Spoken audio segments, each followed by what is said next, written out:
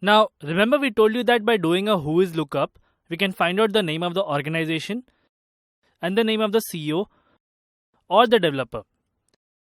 Now, let's gather some targeted information about these people and the organization.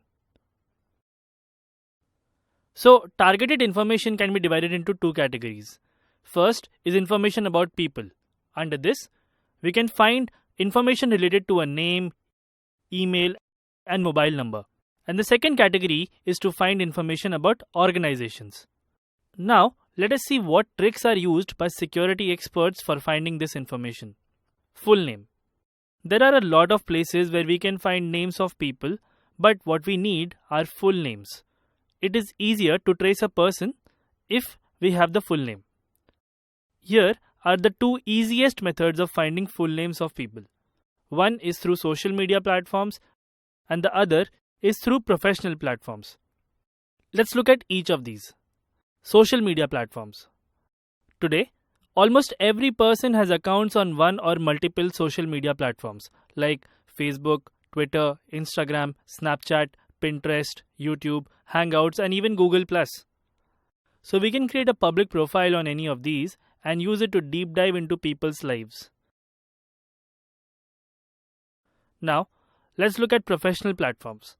Platforms like LinkedIn, Naukri.com, etc., which are used for job postings to create a public reputation or for freelance work, can be used to find interesting information about people like their job profiles, previous job roles, the organizations they have worked for, educational qualifications, certification, school and college information, etc.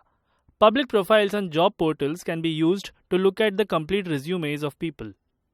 So, we can use any of these to find more information about a person. Now, let's move to finding the second piece of information, that is email. Emails can be tricky. An email like this reveals a lot of information about the owner, like her full name in this case, or the full name and the year of birth in this case. But what can we say about an email like this? How can we gather more information about the person whom this email belongs to? There are three ways of doing so. First is to use the forgot password trick on email services. Second is to use the forgot password functionality on the services linked to that email. And the third is to use the Google search. Let us look at the first point. So one of the most effective tricks to find out names linked to email addresses is to use the forgot password functionality. Enter the email and click on forgot password. A lot of email platforms may show the profile name related to that email address. Let us now look at the second method. Now let's say you know the email ID of a person and it looks like this. Now you can find out or guess the platforms like Facebook, LinkedIn, Amazon, Ola, etc. where this email may be used by the owner. Then you can do the forgot password trick on these services and see if you get the full name of the person whose profile it is. Let's look at the third trick. Google is the most powerful search engine and if used correctly can be of good use to security experts. Write the email address within double quotation marks and hit enter. Google gives a list of platforms where that email address has been used publicly. For example, on a job posting or a public query posted on some platform, an ad or a blog post. You can try doing it for your own email address. Now, let's look at the third piece of targeted information, that is the mobile number.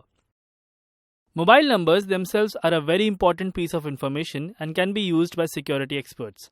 But let's see how we can find out the name behind a mobile number. One option is to use Truecaller, but they rarely give out full names, especially if one is trying to hide his identity.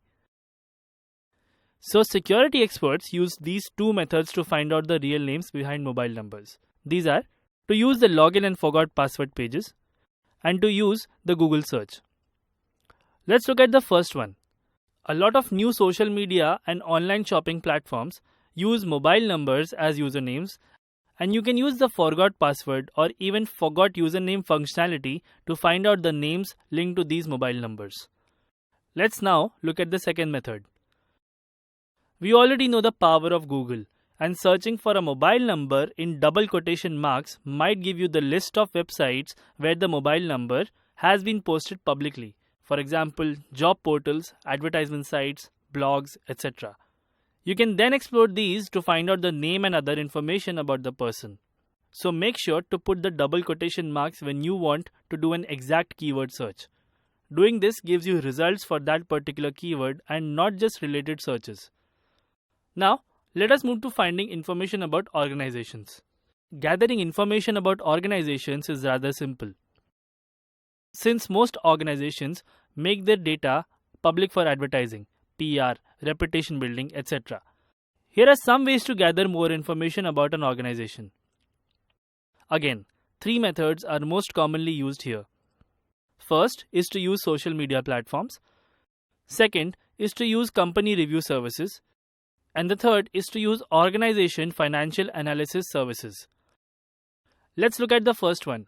Many organizations have official or unofficial accounts on social media platforms like Facebook, Twitter, Instagram, etc.